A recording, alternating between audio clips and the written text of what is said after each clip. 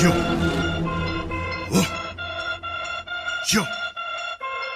Yo. Aubrey Edwards, Tony Schiavone. We bout to party. We bout to party. Unrestricted. Got the house now. We gon' turn it up, bring the house down. Got that bass space pumping, make them bounce now. Flossing like they bouncing and the freaks are coming out now.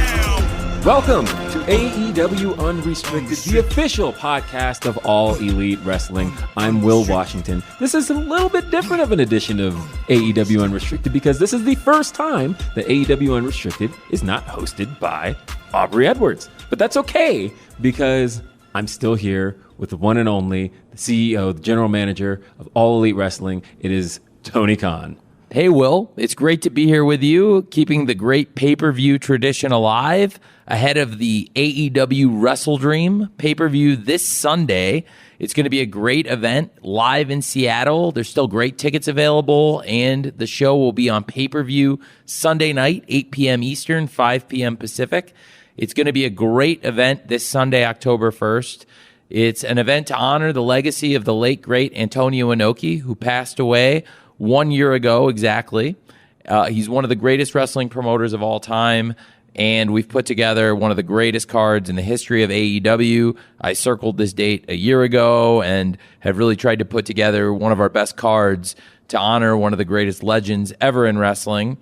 And this event is very special. I think this will be in many ways the end of an era in AEW and the beginning of a new era in AEW. And I'm very excited about what's going to happen going forward after Wrestledream. And I think Wrestledream this Sunday is just going to be an amazing event from top to bottom. And when we're talking about Wrestledream, I think it's great to talk about a match that we announced at the top, a match that is a true dream match in the sport, something we've been looking forward to for a very long time.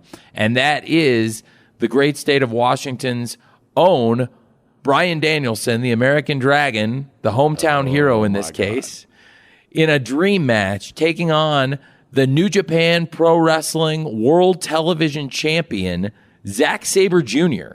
This is a dream match, two of the greatest technical wrestlers of all time, one-on-one in a match that we really thought we were going to get to see really over a year ago, last summer at Forbidden Door.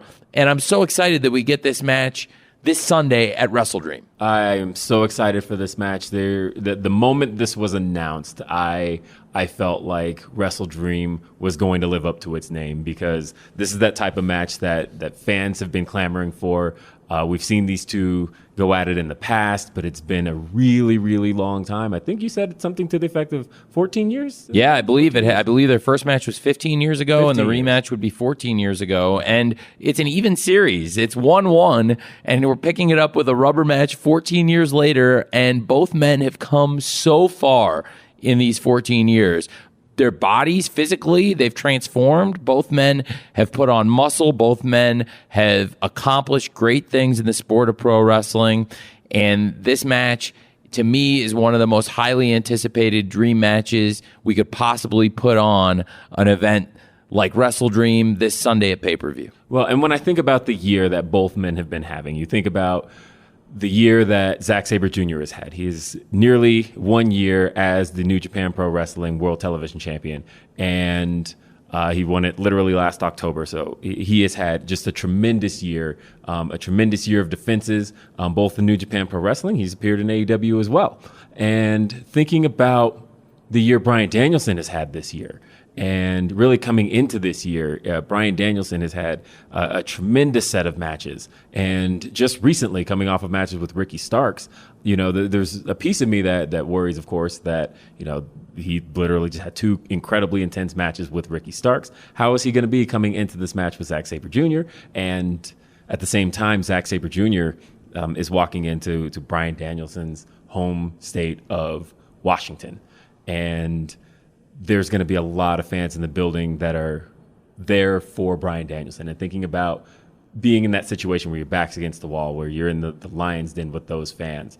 Both guys have a distinct advantage, and both guys have almost a disadvantage in this sense, and it makes it a really exciting contest for these two. It's going to be a great, great match. It certainly fits what we're looking for at WrestleDream, a dream match and a match that I know as a wrestling fan I've been looking forward to for a very long time, and it's an honor to put this on this Sunday on pay-per-view at WrestleDream.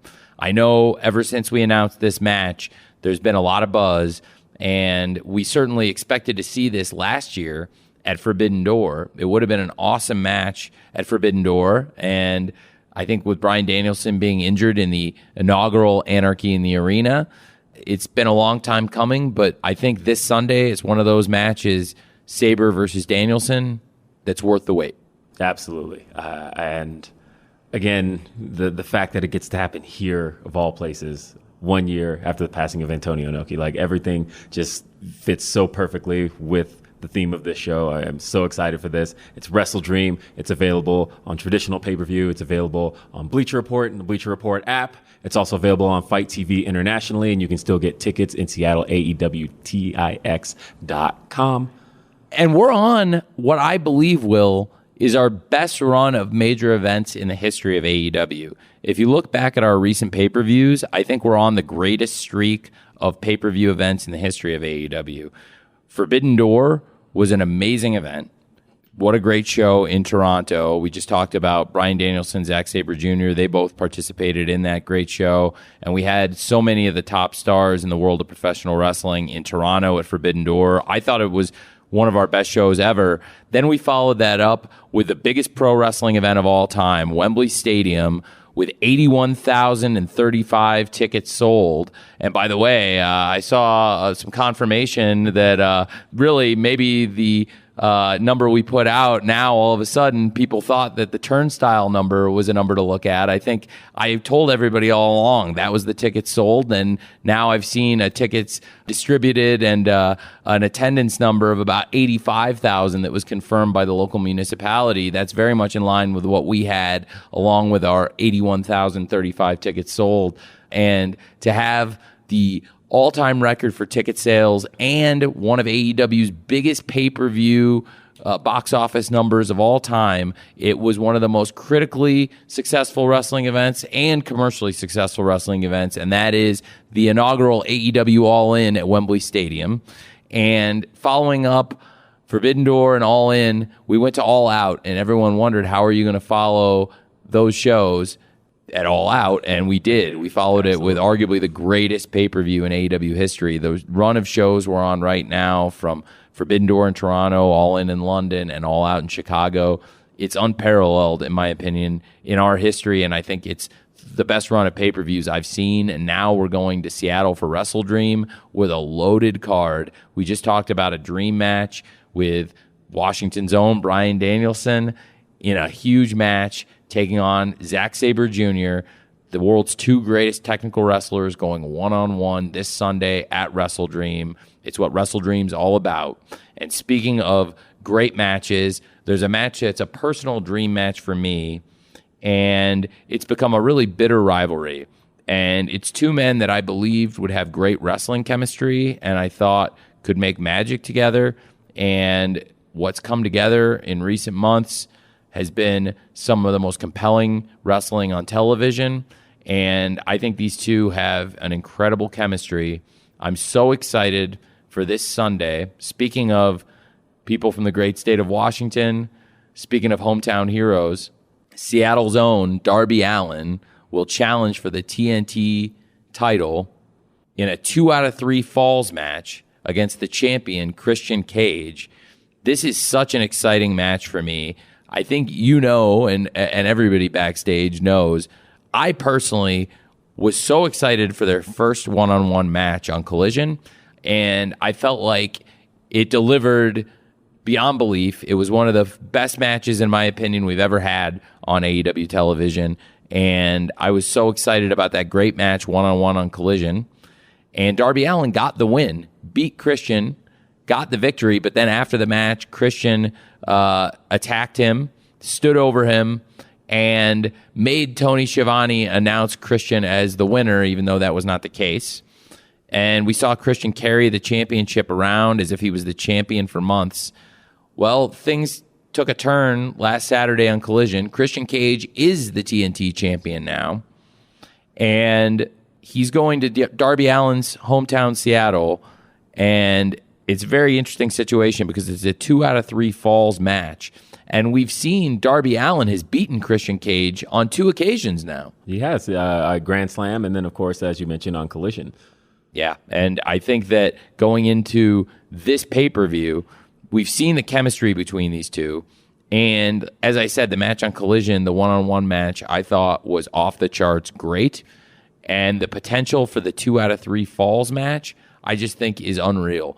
I think these two have so much chemistry, and now the personal hatred between the two of them has reached a new level. We've seen Christian Cage is willing to take the most personal cheap shots in pro wrestling. We've seen Christian Cage. He has no filter. He knows no bounds. He is truly a terrible person. And Christian Cage is really, I think, provoking Darby Allin. We've seen him insult the father of Nick Wayne, the late Buddy Wayne. Mm-hmm. We've seen him insult Darby Allin. We've seen him bring up something that really doesn't get talked about in AEW very often. And that's a formative experience early in Darby Allin's life. And it's not something, we go out of our way to bring up. And it's a car accident that Darby was in when he was 5 years old. His uncle was driving. Darby's said that it was a drunk driving accident, and his uncle passed away in that car crash.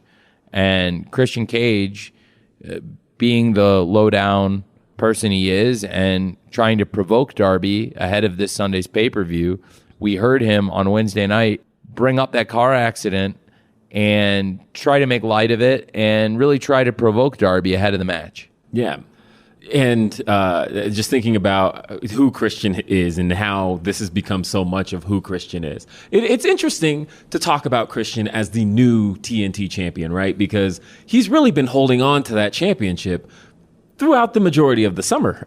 Pretty much since the first episode of Collision, the championship was held by Luchasaurus, but the belt was held by Christian Cage. And it's almost gratifying in a sense as a fan of Christian Cage's to see him as champion. But on the other side of that, you have Darby Allin, who, when you think about the TNT Championship and you think about all of the champions that have held this title, Darby Allin is almost synonymous with this title. He is almost stat for stat considered the greatest TNT champion of all time. He's held the title longer than anybody. He's had more title defenses than anybody. And he has the opportunity to become a 3-time TNT champion, which would tie the record for most TNT title wins. And these two, of course, have had incredible matches, as you've mentioned before.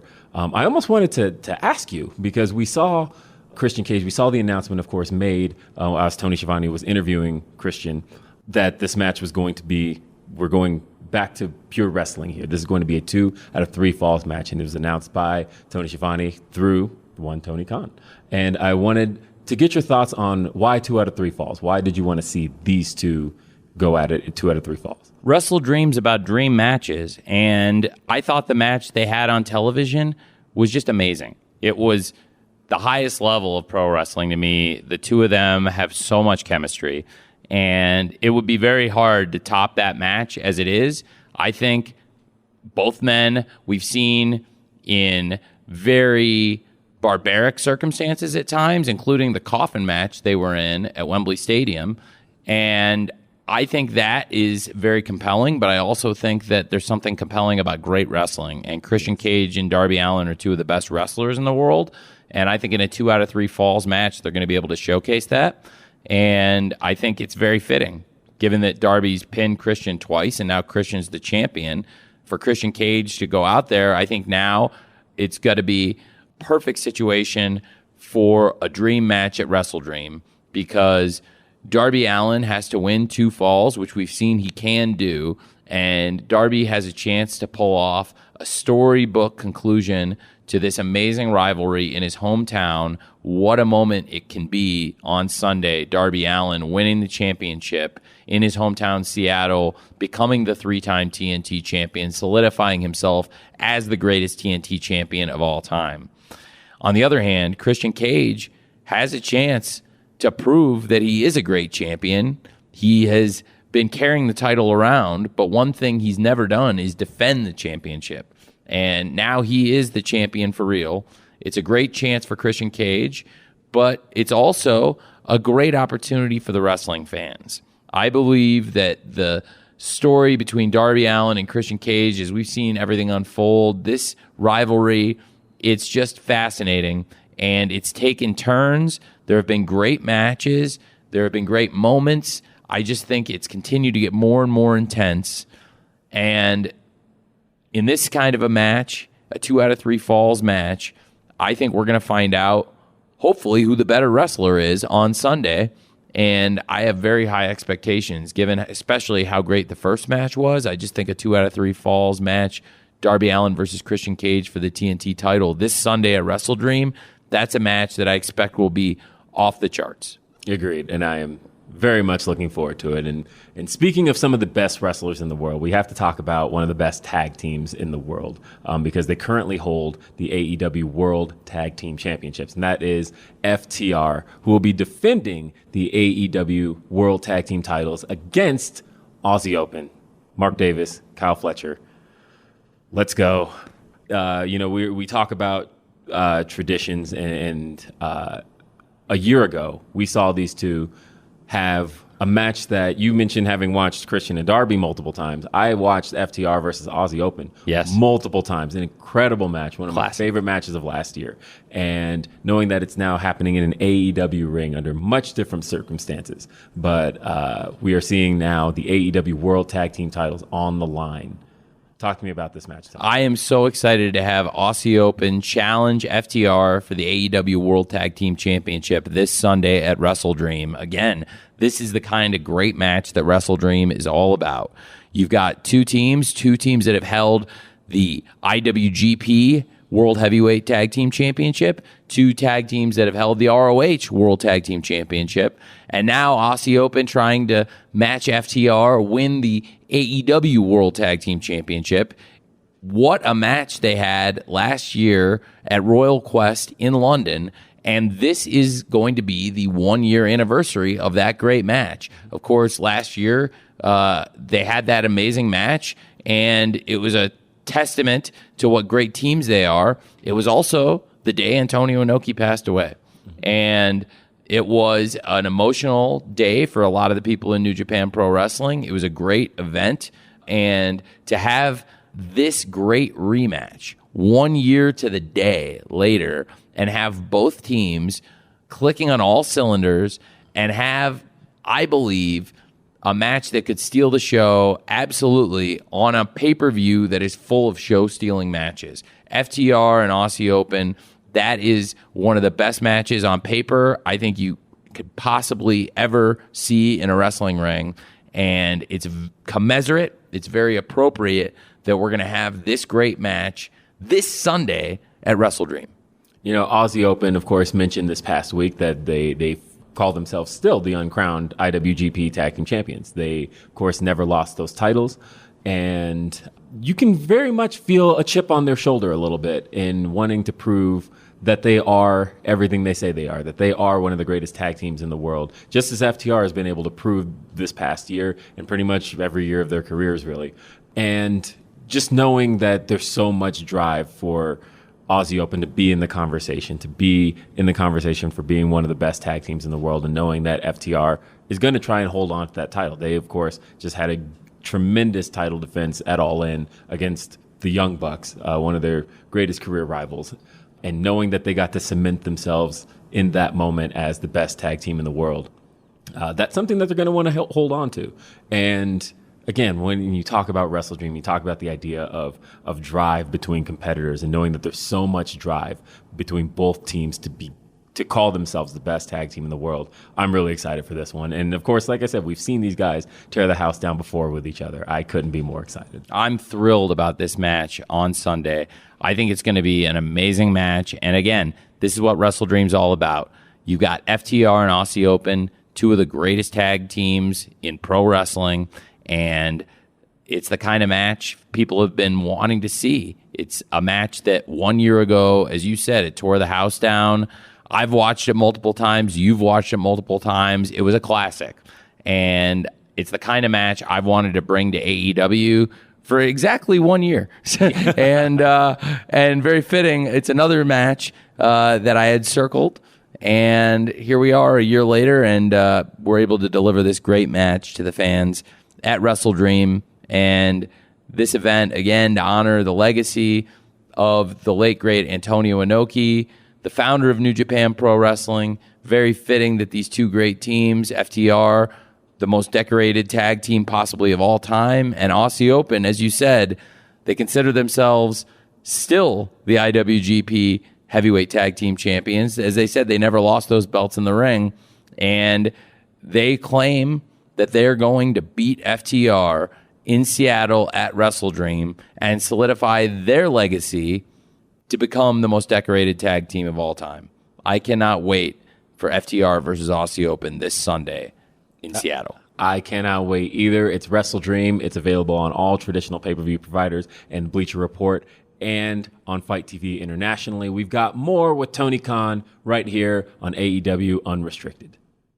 Your favorite 90-day couples are back, and they're in therapy on 90 Day, The Last Resort. We're here because we've had a lot of issues with infidelity. On 90 Day, The Last Resort Sessions, the official podcast, we break down what happened in couples therapy on that week's episode. I'm not taking it. I took it a whole year with my husband, lying, cheating. And offer insights into how to make your own relationship thrive.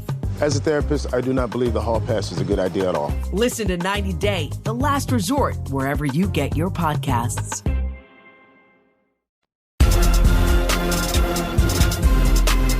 AEW Unrestricted, Will Washington, Tony Khan.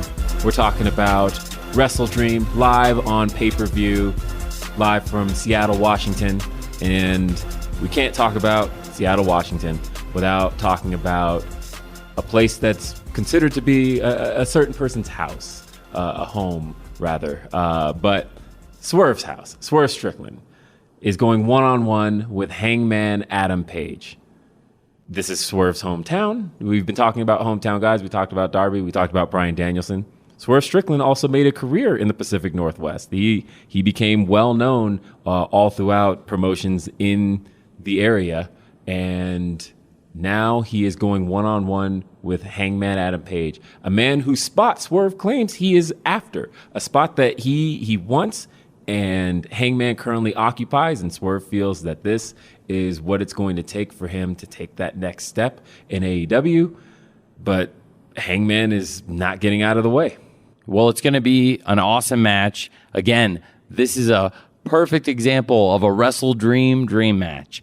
The fans all over the world are excited to see Hangman Page versus Swerve Strickland. It is Swerve Strickland's hometown, Seattle. It'll be interesting to see how the fans react because I think, frankly, Hangman is one of the most popular wrestlers in AEW wherever he goes. And Swerve's going to have a lot of fans in his hometown, but I think there's also going to be a lot of Hangman fans in Seattle. Should be a great, great match. Very interesting to see what happens because these two have really talked a great game at each other, and I think helped really build this pay-per-view because there's a lot of anticipation for this match. I think Swerve versus Hangman is one of the most anticipated matches at Wrestledream. And the thing I love about this, you talk about Wrestledream in dream matches, and this was one of those matches that, you ever have one of those dreams that you didn't realize that it's just a thought popped in your head and it wasn't even something you were thinking about. And I say all this to say that Swerve Strickland and Hangman Adam Page have never shared a ring together in any capacity. They have not had a tag match together. They have not been in a battle royal together. These two have literally never shared the ring together. And thinking about a literal dream match scenario, this is a match that has never taken place before. It's going to be an amazing, amazing match. Hangman versus Swerve this Sunday at Wrestledream.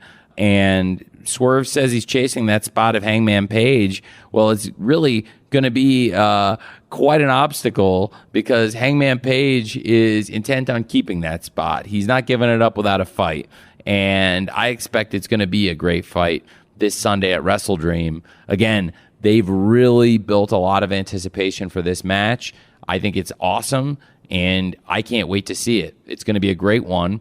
Both former AEW World Tag Team champions, and Hangman Page is a former AEW World Champion. Swerve Strickland says he wants to be a world champion someday, and he thinks a great way to get there is by beating Hangman Page. Yeah, and I think, when you think about Hangman Adam Page and the career he's had in AEW and how synonymous he's been with AEW really since day one, and how much he's really been one of the faces of the company.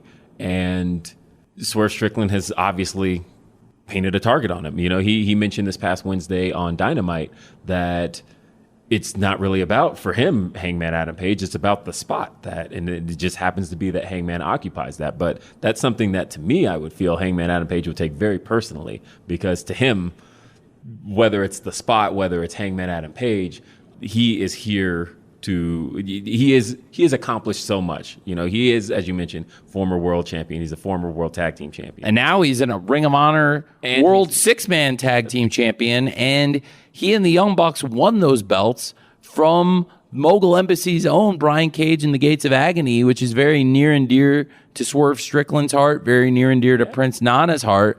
And the Mogul Embassy was very upset about leaving Grand Slam without the ROH World 6-Man Tag Team Championship. So that's another interesting factor in this match. Hangman Page, a decorated champion in wrestling, but last week he also became a champion again, a world champion, at the expense of the Mogul Embassy. And I'd be remiss not to note what great World 6-Man champions Brian Cage and the Gates of Agony were. They were the longest reigning World 6-Man Tag Team champions in the history of Ring of Honor. And in the great history of those belts, they were the most dominant team ever. And they had a great match this past Friday at the Rampage Grand Slam in New York City. It was a tremendous match. And, of course, Hangman Page and the Young Bucks, in winning that championship match, I think further enraged Swerve Strickland and the Mogul Embassy. Yeah, absolutely. And you could almost see in Adam Page that even in winning those championships, and what a great moment that was for them, that he still had his eye on Swerve Strickland, and that this match this Sunday is definitely in his sights. And I think Swerve's underestimating him. I think that Swerve, calling him out and calling out all of the things that he feels Hangman hasn't done or has done in the last year and a half. I think Hangman Adam Page has proven these last few weeks with wins over Brian Cage, with winning the ROH World 6-Man Championships. I think he has proven that Swerve's underestimating him. I think he's proven that he is here to stay and he's here to hang on to that spot. And so this is a match I am very much looking forward to. I'm really curious what these guys are able to do in the ring with each other. Very excited. Another match I'm very excited for, because this contains two competitors who are familiar with each other, but not in this capacity. And I'm talking about for the TBS Championship, Julia Hart challenging the dominant Kris Statlander. Julia Hart is on a 27-match winning streak. She has not lost a match in a year and a half almost. And when was the last time Julia Hart lost a match? That was on an edition of AEW Dark Elevation. It was episode 60, and she lost that match to one Kris Statlander. Yes. And that was far before Julia Hart joined the House of Black. That's far before we learned who Julia Hart truly is, that we've seen this side of Julia Hart. Absolutely. And we've seen Julia Hart transform since then. I think she was wearing the eye patch at the time. Yes. And, it's very interesting. Julia Hart had an amazing winning streak. And for her to step up and try to convert this 27-match winning streak into the TBS Championship, it is a bold move, and it's befitting the way Julia Hart has risen to the challenge recently in AEW. I think she's one of the most improved wrestlers in the world in the past year.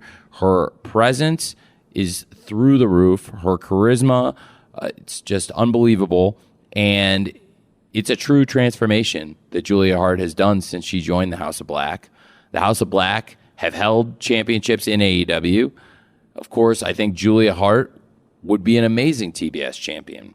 Now, the person she's stepping up against, Kris Statlander, it's a fascinating situation because, again, she's the last person to beat Julia Hart in a singles match. and Kris Statlander is also on fire. Yes. These are two of the hottest wrestlers in AEW going one-on-one. And Julia Hart, if there's anybody that could stop this undefeated run of Julia Hart, I think it's Kris Statlander. But the flip side is also true. I really believe if there's anybody that could take the TBS Championship from the red-hot Kris Statlander right now, I think it's Julia Hart in the form she's in. She's on fire. Yeah, absolutely. I think that Julia Hart has gotten some incredible wins recently, and having done it over 27 straight matches. And this past Wednesday, defeating Willow Nightingale. And Willow Nightingale, of course, is one of the top competitors in All Elite Wrestling. And for her to get that victory over her with a beautiful moonsault, by the way. It was a tremendous moonsault. Yeah, I thought that was incredible. I think she showed that she is ready for to step up to Kris Statlander. Kris Statlander, on the other hand, though, has had some incredible victories recently, just having recently defeated Jade Cargill, having defeated Britt Baker as well in Britt's hometown. And between the two of them, they are just on such a hot streak. And this is one of those something has to give between the two of them. Somebody's got to lose. And it's either the TBS champion or it is the House of Black's Julia Hart. These are two of the hottest wrestlers in AEW without a doubt, and it's going to be a great match this Sunday. Kris Statlander defending the TBS Championship against the House of Black's Julia Hart. And that can be seen on Wrestledream this Sunday, Seattle. It's live. It's on pay-per-view, traditional pay-per-view, Bleacher Report, Fight TV International. We've also got for the Ring of Honor Tag Team Championship. This is a very interesting match to me, because a week ago, this match looked very different. It's MJF, who is one half of the Ring of Honor Tag Team Championship, or Tag Team Champions, alongside his partner in Better Than You, Bebe, Adam Cole, going up against The Righteous, except now the match has become a handicap match. MJF, on his own, will be defending the Ring of Honor World Tag Team Championship against The Righteous. Tony Khan, how can you sanction this? Well, it's something that MJF has asked for. You know, he does not want to forfeit the championship. He wants to go on and fight, and he wants to ensure that when Adam Cole returns from that injury, that they're still the Ring of Honor World Tag Team Champions. And it's a bold move from the AEW World Champion MJF, given that he's got his own title to worry about, his own schedule of defenses coming up, given that he's coming off possibly his toughest defense since he won the championship at Grand Slam against Samoa Joe, and everything it took for him to retain the championship. I think it takes a lot of guts for MJF to say that he'll take on the Righteous 2-on-1. This is a very, very dangerous tag team, and it would be a bold move to take them on 2-on-2. And for MJF to go in 1-on-2, I think it's really showing that MJF has evolved and developed a bravery. MJF's always had guts, but now he's doing it for a purpose. And we've seen MJF is standing up, trying to fight to help Adam Cole retain that championship through this injury. It's a terrible break. It's a terrible, unfortunate stroke of luck, what happened to Adam Cole. But what's come out of it, I think, is really touching. That MJF is bound and determined to make sure that when Adam Cole comes back from that injury, that he's still going to be a tag team champion with MJF. Absolutely. I think it is really commendable that Max wants to defend the title. That, you know, at any point they could have relinquished the championships this past Wednesday, and instead we're seeing a new side of MJF. You know, that maybe an older MJF would have walked away from this type of scenario, but this MJF is willing to walk into a match with the Righteous, and the Righteous are on such a roll right now. They have gotten so many incredible victories. Of course, they won the four-way eliminator this past Friday at Rampage Grand Slam to become the challengers for the title at Wrestledream. But in this scenario, they have a distinct advantage, not just being in a 2-on-1 scenario, but the role that they have been on as a team, the victories they have picked up on Rampage, on Collision, the matches we've seen them, the victories we've seen them get. They beat the Hardys, one of the greatest tag teams of all time. The Righteous has a victory over the Hardys. And thinking about everything they have, all of the advantages they have as a team going into this match, and on top of that now, it's a 2-on-1 handicap match. I feel this is almost a shoo-in scenario for them. I do think it's very possible that MJF has bitten off more than he could chew in this match on Sunday. MJF fighting the Righteous 1-on-2 for the ROH World Tag Team Championship. Now, Tony, I have to, again, talk about dream scenarios. This is Wrestledream.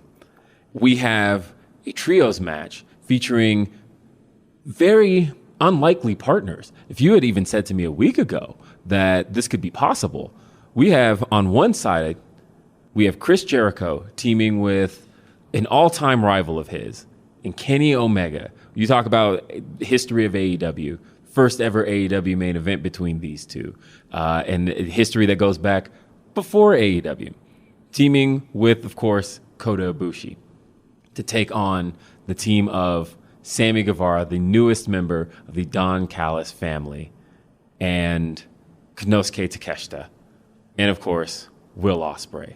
This is just an incredible set of athletes all together in one match, and for so many, there's so much here that has just taken place in just the last week that has allowed all of this to happen. Thinking about Chris Jericho and Kenny Omega having a common enemy in Don Callis, and Don Callis being able to put together this family that he has, and being able to turn so many people against the ones that at one point Don Callis would have said he loved, to be able to turn Sammy Guevara against Chris Jericho. Sammy Guevara, of course, having been with Chris Jericho since day one of Dynamite.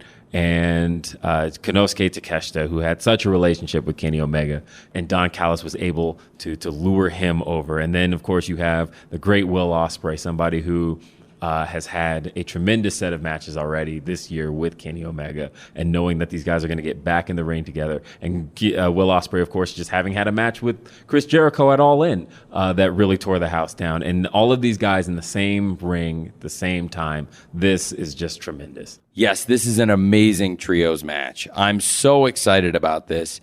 First of all, it's incredible that we get to see the Golden Lovers, Kenny Omega and Kota Ibushi, together at Wrestledream. And it's even more incredible that they're going to be forming a trio with Chris Jericho. This is unprecedented to have Jericho, Omega, and Ibushi teaming up. And it's important to look at what brought these three together. It's Don Callis and this twisted family he's formed. And you've seen Sammy Guevara, whose bond with Chris Jericho goes back to the very first episode of AEW Dynamite. Fast forward 206 episodes later, and Sammy really betrayed that friendship, took advantage of what could have been a beautiful moment between Chris Jericho and Sammy Guevara, and really Sammy Guevara a cheap shot on Chris Jericho, not the last cheap shot that Don Callis would be involved in. This week, we saw Don Callis and Takeshita go to Japan, leave Kota Ibushi laying. Speaking of cheap shots, really an underhanded attack from Don Callis along with Takeshita. So for Takeshita and Sammy Guevara to team, that's amazing as it is. But then to bring in as their partner a man who's been a great rival to everybody on the opposing trio.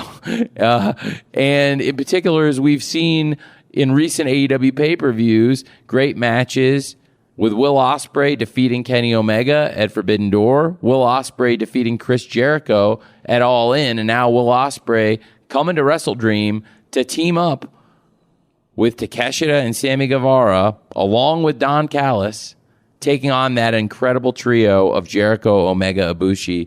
I think this is an amazing, amazing match, and this is what Wrestledream's all about. Once again, awesome, awesome matches like this. This is very much befitting the spirit of the event. You have some great competitors. Many of these wrestlers made a name for themselves in New Japan Pro Wrestling, a promotion founded by the late, great Antonio Inoki. Some of these rivalries and bonds were formed there, strengthened there.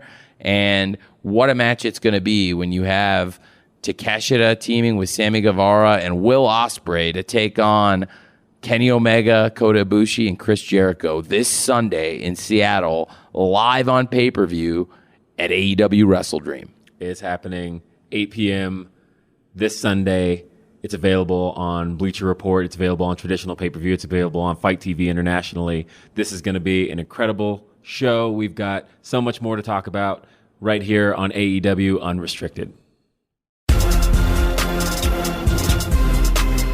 AEW Unrestricted, Will Washington, Tony Khan. We're still here talking about Wrestledream, which is live this Sunday night at 8 p.m. Eastern, 5 p.m. Pacific. That's available on Bleacher Report. It's on traditional pay-per-view. It's on Fight TV internationally. And, of course, AEWTix.com if you're in the Seattle area. And we've been talking about dream matches all show long, and we've still got more to talk about.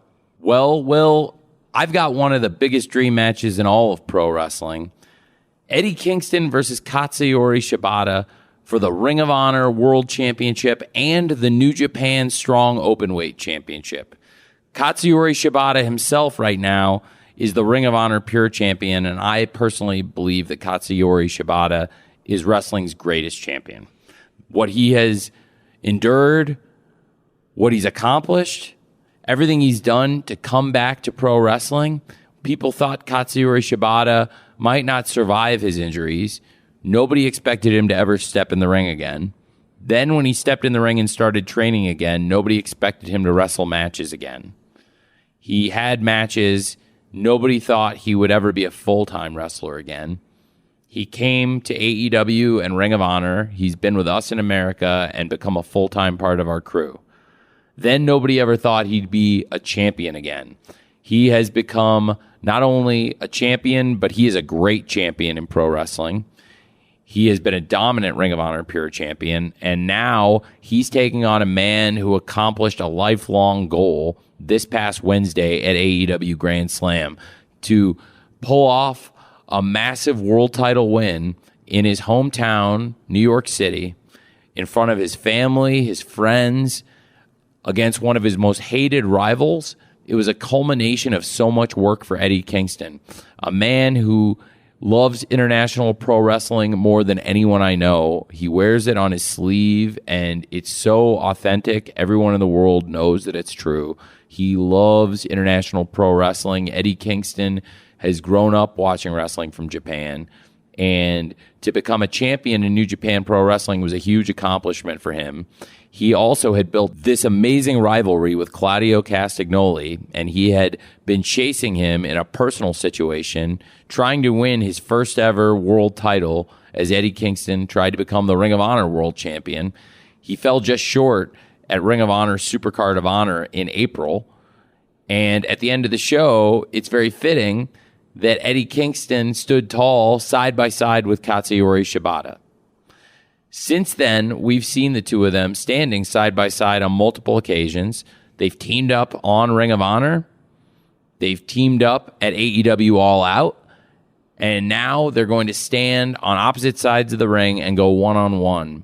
And Eddie Kingston puts everything he's accomplished on the line against one of his heroes in the wrestling business, a man who's accomplished so much, yet I believe his greatest accomplishment is stepping into this ring as a champion with a chance to form a new Triple Crown in international pro wrestling. If Katsuyori Shibata wins this match, he could potentially form a new Triple Crown holding the Ring of Honor World Championship, the New Japan Strong Openweight Championship, and the Ring of Honor Pure Championship. And for Eddie Kingston, can you imagine what it would mean to him to follow up that incredible win against Claudio Castagnoli last week, a legend in pro wrestling, somebody who's built an incredible career over the past 2 decades, and potentially follow that up with a win against one of the greatest stars ever in New Japan Pro Wrestling at an event commemorating the founder of New Japan Pro Wrestling, the late great Antonio Inoki, exactly 1 year after he passed away. And for a man who is a student of pro wrestling, a historian of international pro wrestling like Eddie Kingston, that means so much to him. And for Shibata, who is a student of Antonio Inoki, I think it's very fitting that he would go into Wrestledream with a chance to create a new Triple Crown in international pro wrestling, potentially with a win at Wrestledream.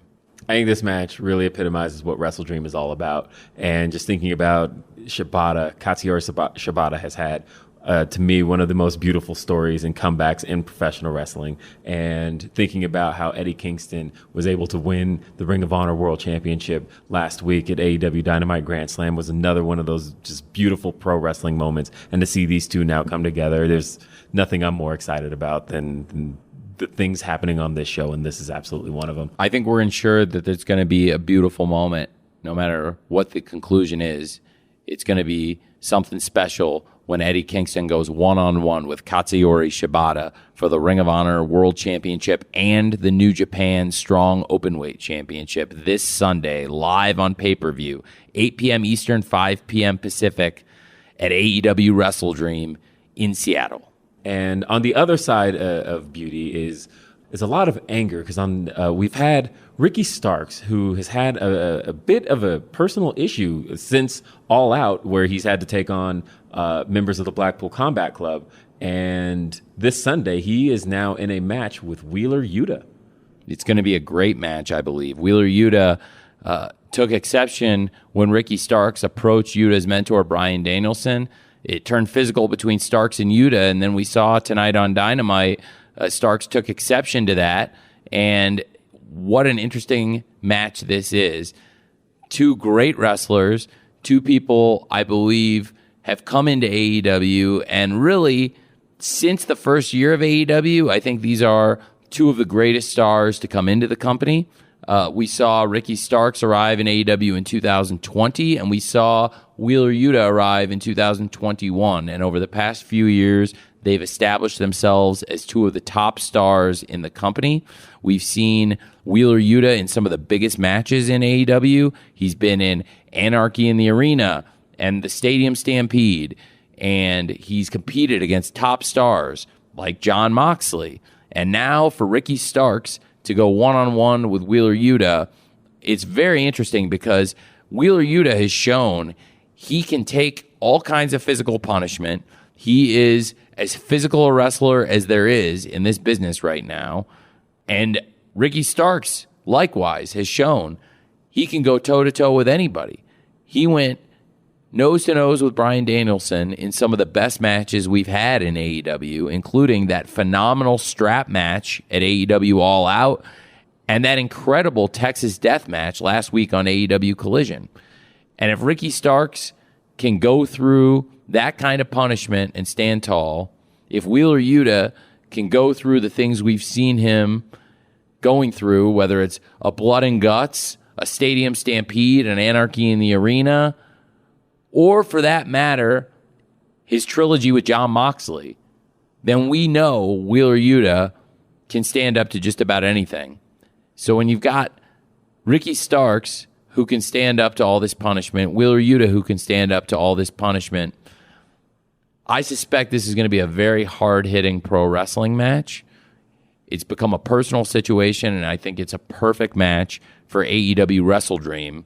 And we'll get a preview of this on Saturday night at AEW Collision, also in Seattle, on TNT, 8 p.m. Eastern, 7 p.m. Central, in the All-Star 8-man tag, when Ricky Starks and Big Bill team up with Aussie Open to take on the World Tag Team Champions FTR, Bryan Danielson, and Wheeler Yuta. So it'll be fascinating to see some of these big matches colliding on Collision.